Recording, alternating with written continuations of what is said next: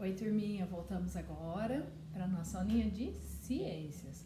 Opa, ciências, professora? Isso mesmo, ciências, tá? Como nós terminamos aí o nosso conteúdo de ética, ok? A Pro vai aproveitar as aulas de ética aí para terminarmos a apostila de ciências, que tem um pouco mais de conteúdo. Nós tivemos aí alguns feriados aí na segunda-feira e como ciências era um conteúdo um pouquinho extenso, acabamos aí ficando enrolado um pouquinho com o conteúdo de ciências. Então, ética terminou, a Pro vai usar a aula de ética de hoje para passarmos ciências. E mais no final da semana teremos mais uma aulinha aí de ciências para finalizarmos a nossa apostila de ciências, ok? Pode ficar tranquilo, tá tudo certinho, conversado com a coordenação, então tudo ciente, porque nós precisamos fazer isso, como se diz, é um jogo de cintura aí para terminarmos a apostila, antes das avaliações. Combinado? Bora lá para as nossas aulas? Hoje não tem vamos trabalhar de ciências, tá? Hoje eu deixo vocês sem vamos trabalhar de ciências. Tá? Nós tivemos então aula de ciências ontem, aí eu passei um pouco de conteúdo, hoje já é um conteúdo novo. Hoje vai ser um pouquinho menor a aula, tá bom? A Pro falou que seria um pouco menor e hoje vai ser um pouquinho menor. Não vai ser 40 minutos de novo não, tá joia? Bora lá então. Unidade 8, matéria e energia. Podemos chamar de matéria tudo que tem massa e ocupa lugar no espaço. E energia não ocupa lugar no espaço e não tem massa, mas é responsável pelo movimento e pelas transformações que ocorre no ambiente, como o funcionamento do nosso organismo. É a energia que faz os equipamentos do nosso dia a dia funcionarem, né? Então, vocês observam aí o desenho, aí a ilustração. As plantas são feitas de matéria, utilizam a energia do sol para crescer e se manter vivas.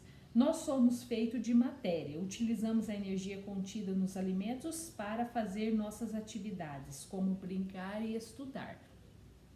O ar também é matéria, ao mover-se ele gera energia, que é transferida para o catavento. E o rádio é feito de matéria e funciona por causa da energia elétrica, fornecida por uma pilha ou uma bateria. Okay? Propriedades da matéria. Olhe para os objetos à sua volta. Tudo à volta de vocês é matéria, certo? A matéria onde você não pode ver, como o ar à nossa volta. Nós sabemos que o ar existe, porque estamos, respirando. Mas nós conseguimos ver o ar? Não conseguimos, mas o ar tem matéria, né? A matéria tem algumas propriedades em comum. Vamos conhecer algumas delas. A massa. Massa é a quantidade de matéria contida em um corpo. Ela pode ser medida por uma balança. Então, aqui nós temos o exemplo, né? Pesando esse doce aqui, essa rosquinha, uma balança usada ali na culinária, e aqui pesando quantos quilos tem a pessoa, ok? Corpo é uma porção limitada da matéria. Um corpo pode ser uma carteira, um caderno, um lápis, etc. A unidade de medida mais comum para a massa é o quilograma. Outra unidade comumente utilizada para medidas é o grama. 1 quilograma corresponde a 1000 gramas. Relembrando aí, matemática, nós aprendemos tudo isso em matemática, lembram-se? Né? Então, a massa, podem grifar, passar o marca-texto aí, a quantidade de matéria contida em um corpo, ok? E o volume? Sabemos que toda matéria ocupa um lugar no espaço. A medida do espaço que ela ocupa corresponde ao volume. A medida de volume mais usada é o litro, outra medida comum é o mililitro, ou ml. Cada litro contém 1000 mililitros. Então, aqui temos a imagem, um recipiente com água representando o volume. Também aprendemos isso em matemática. E densidade, turminha? A relação entre a massa, quantidade do material, e o volume, espaço que ela ocupa, é chamada de densidade. Então, podem grifar esse trechinho aí. Então, o que é densidade?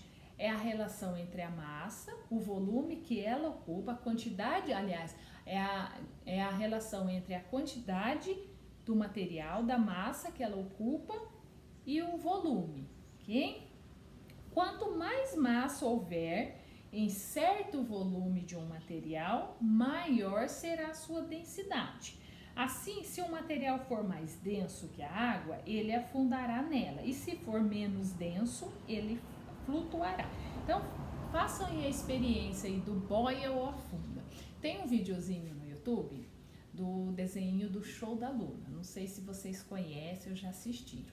Se não conhece, digitam lá no YouTube. Show da Luna, boia ou afunda. Então ela faz, né, essa representação, essa explicação aí que a aluna, ela brinca de cientista, ela quer descobrir todas as coisas. E é bem bacana os desenhos dela, que ensina bastante coisas de ciências mesmo. Então, se vocês tiverem oportunidade, assistam lá no Show da Luna, boia ou afunda, o videozinho, e ela explica justamente isso daqui, né? Se vocês pegarem e aí quiserem fazer a experiência em casa, peguem um recipiente transparente, que dê para vocês verem, e escolham alguns objetos. Coloquem uma quantidade de água e vão colocando esses objetos para ver se eles vão boiar, permanecer em cima ou se eles vão afundar no recipiente, tá? Lembrando que se o material for mais denso que a água, ele afundará. E se ele for menos denso que a água, ele vai flutuar. Então, se tiver oportunidade, façam aí a experiência, escolha alguns materiais, por exemplo, uma laranja, um limão, uma uva, a borracha de vocês, o lápis. Aí façam a experiência e depois vocês contam para a Pro o que vocês acharam. E assista também o vídeo do Show da Luna, que é bem bacana, está explicando aí de uma forma bem fácil aí para vocês ajudarem aí na compreensão aí, tá bom? Sobre densidade. 170, vamos pular, não vamos fazer, tá? Aliás, flutua ou afunda, vamos fazer sim. Qual desses objetos flutua e quais afunda? Quais absorvem a água? Vocês podem até fazer, viu, turminha? Material, recipiente com água, um pedacinho de madeira, um balão de festa, uma esfera de plástico, né? EPS, uma borracha escolar, um botão, um clipe, um pedaço de papel e um grão de feijão, né? Aí vocês leiam então essa experiência e façam em casa e depois vocês mandam um relatório para a Pro o que vocês acharam, né? Tinha material que vocês achavam que ia afundar e não afundou. Então vamos fazer, bacana, né? Fazer alguma atividade dessa. Tá? Aí se não tiver todos os materiais, não tem problema, o que vocês tiverem aí em casa, combinado?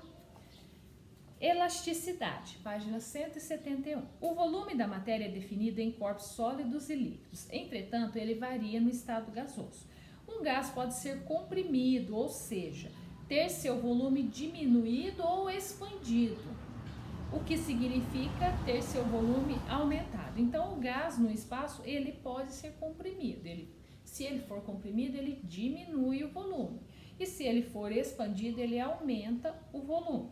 A capacidade de retornar ao seu volume inicial, quando deixa de ser comprimido ou expandido, é chamado de elasticidade. Então, podem grifar aí. O que é elasticidade? É a capacidade de fazer com que um gás volte ao seu estado normal, seja ele comprimido ou expandido. Podemos comprovar a elasticidade do ar usando uma seringa sem agulha. Basta posicionar o êmbolo da seringa na metade dela e tampar a sua ponta com o dedo, impedindo a saída do ar. Ao empurrar o êmbolo, podemos constatar que o ar que está dentro da seringa é comprimido. Ao soltarmos, ele volta para a posição inicial, devido à elasticidade do ar, que volta a ocupar o volume inicial. Da mesma forma, ao puxarmos o êmbolo para trás, podemos constatar que o ar se expandiu novamente. Novamente, ao soltarmos, ele volta à posição inicial. Então, turminha, se vocês tiverem uma seringa dessa daqui de medicamento em casa, façam a experiência para vocês verem. Ó, puxou até a metade aqui, certo? Aí eu vou tampar e vou apertar. Ó, ele vai até um determinado momento, aí ele não vai mais, fica duro, difícil de ir, porque ele está comprimido aqui o ar, ó. Nesse espaço aqui ele ficou comprimido. Aí se eu for soltando, ó, ele vai voltar. Ele expandiu, ele voltou ao seu estado normal, ok? Se vocês tiverem uma seringuinha dessa de medicamento, faça o teste para vocês verem. Capacidade de dissolução. Se você dissolver açúcar em água, notará que o açúcar sumiu. No entanto, ele não desapareceu, apenas se dissolveu. Assim como o açúcar, diversas substâncias podem ser dissolvidas na água. Neste caso, a água é chamada de solvente e o elemento que ela dissolve recebe o nome de soluto.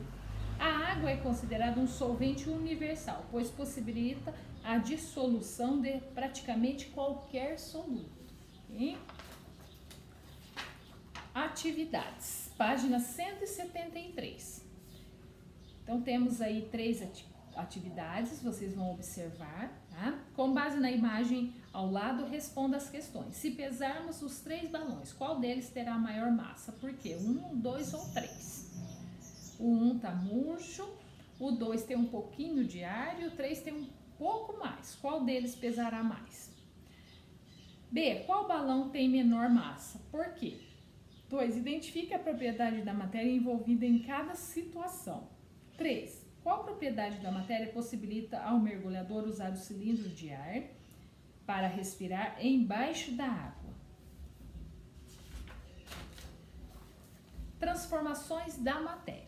A matéria pode sofrer transformações. Assim, os seres humanos podem modificá-la de acordo com as suas necessidades, formando outros materiais. As transformações da matéria podem ser classificadas em 2 tipos, físicas e químicas.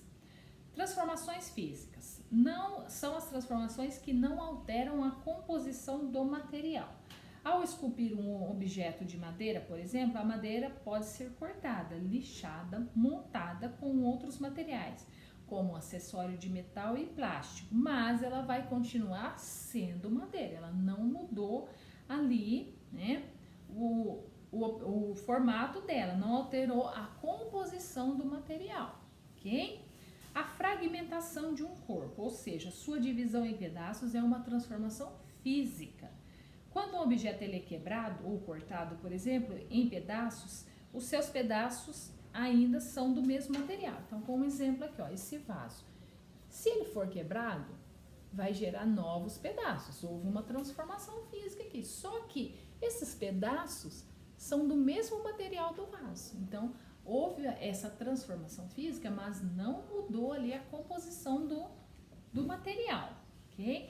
Outras transformações físicas é a mudança no estado físico da matéria. A água, por exemplo, é líquida na temperatura ambiente.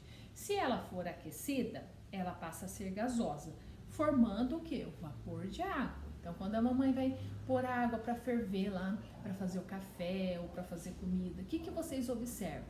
De repente começa a borbulhar e sair uma fumacinha, assim. Aquele ali é o vapor de água, porque a água está saindo do estado líquido e indo para o gasoso. Então, ela forma o vapor de água, tá? Então, é um outro tipo de transformação física.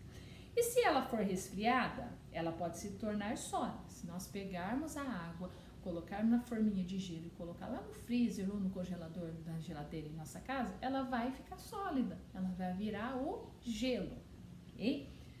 Mas nos 3 casos, a sua composição vai ser sempre a mesma, ela sempre vai ser a água, tá? Ora em vapor, ora no estado líquido, ora no estado sólido, ok? A mistura de materiais pode ser uma transformação física, caso não haja alteração dos componentes, como ocorre com a água e o sal. Apesar de não enxergarmos o sal na mistura, ele pode ser recuperado após a água evaporar. Okay? Transformações químicas. Então, as transformações físicas, elas ocorrem, mudam ali a forma física, porém, a composição do material continua a mesma. Agora, vamos ver a transformação química. São transformações que alteram a composição do material, formando um ou mais materiais diferentes no processo. Ao fazer um pão, por exemplo, misturamos diferentes ingredientes para, no final, obtermos um material de textura e sabor distinto do material de origem. Então, por exemplo, aqui tem uma transformação química. Usa-se o ovo, a farinha, o leite, o fermento, mistura-se tudo e ao final do processo, o que nós temos aqui? O pão. Né? Então, houve uma transformação química, onde mudou totalmente a composição dos produtos. Antes eram assim, cada um com a sua composição, uniram-se todos e produziu-se o pão. E outro exemplo de transformação química é a combustão. Nesse processo, um material é queimado, levando à constituição de novas substâncias, como gases e cinzas. Então, é o outro exemplo aí. Se nós pegarmos aí um papel e for queimar, o que vai acontecer? Vai virar ali a cinza, né? O combustível, quando ele é queimado ali no motor do carro, que ele é funcionando, ele vai gerar os gases, ok? E a oxidação também é uma transformação química na qual materiais são transformados ao reagirem com certas substâncias, como o oxigênio e o ar, como o oxigênio do ar. Um produto muito comum da oxidação é a ferrugem. Quem aí já viu alguma coisa, algo em casa enferrujar, né? Então, a ferrugem é um processo muito comum e bastante conhecido de oxidação. Já na decomposição, seres vivos e resíduos de seres vivos são transformados em água e em compostos mais simples por meio da ação de fungos e bactérias. Então, aqui nós temos o exemplo da oxidação, um tambor enferrujado, e nós temos o exemplo aqui da decomposição, onde micro-organismos, fungos e bactérias decompõem, né, um alimento ali, quando ele está se tornando ali impróprio para o consumo. Então, ele está entrando em decomposição. Então, as transformações químicas são essas: a combustão, a oxidação e a decomposição. Lembrando que a transformação química, ela vai mudar ali, ocorrer aquela transformação de forma geral, tanto no processo ali da transformação, do estado da matéria ali, mas também na composição, ok? Temos aí duas atividades para fazer, aí nessa página 175, exercício 1 e 2. Página 177. A energia. A energia é definida como a capacidade de realizar trabalho e todos os seres vivos dependem dela para sobreviver. A energia pode ser transferida de um corpo para o outro ou então mudar de forma. Ela não surge nem desaparece, mas ela transforma. Há diversas formas de energia. Então, nós já vimos anteriormente, nesse capítulo, em alguns capítulos aqui, a energia luminosa, né, gerada pela luz do sol, né? As fontes naturais são o sol e as artificiais a lâmpada, né, que é a energia produzida lá nas hidrelétricas, que nós já vimos esse conteúdo nos recursos renováveis. Lembram-se? Depois nós temos a energia térmica, que é relacionada à temperatura dos corpos. O calor é a energia transferida de um corpo para o outro. Quando um corpo recebe calor, ele esquenta. Quando perde o calor, ele esfria. A principal fonte de calor natural do planeta é o Sol. A energia térmica pode ser convertida em energia elétrica nas usinas termoelétricas. Energia química é a energia contida na matéria. É esse tipo de energia que está presente, por exemplo, nos alimentos, metabolizada por nosso organismo, na gasolina utilizada nos veículos e em pilhas e baterias, empregadas para o funcionamento de aparelhos. E energia mecânica está relacionada ao movimento de um corpo ou à sua posição em relação ao outro. Uma fonte natural de energia mecânica é o vento, que é a energia eólica, que também vimos anteriormente aqui em ciências, que pode ser convertida em energia elétrica.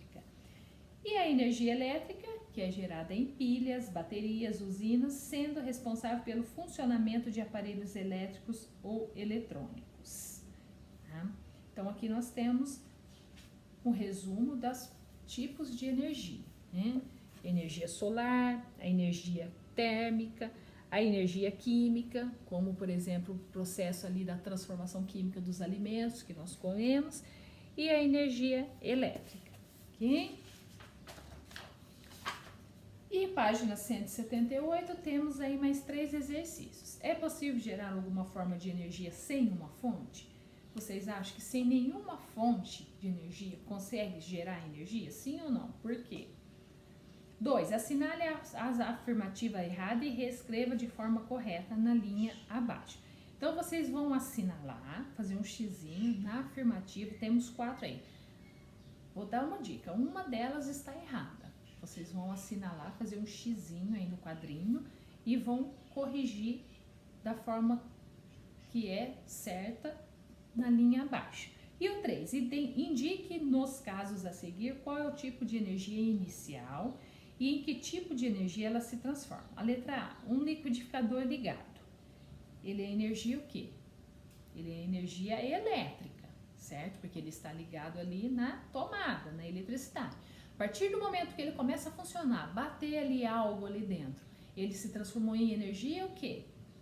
Mecânica, tá? Então, ele é energia elétrica e se transforma em energia mecânica. Depois, a letra B. Um carro movido a gasolina andando. Que tipo de energia que é? Aí vocês vão colocar as duas aí. A C. Uma pessoa esfregando uma mão na outra rapidamente. D. Cataventos de uma usina eólica. E a E. Uma pessoa correndo. Ok? E paramos por aqui hoje, turminha. Encerramos aqui na página 178, continuaremos aí durante essa semana o restante aí de ciências, ok? Homework, então, ficou a página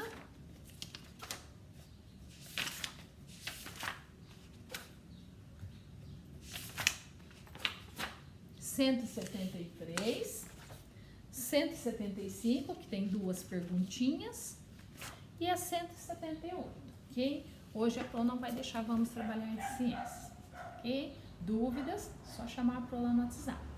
Vejo vocês amanhã. Um beijão, turminha.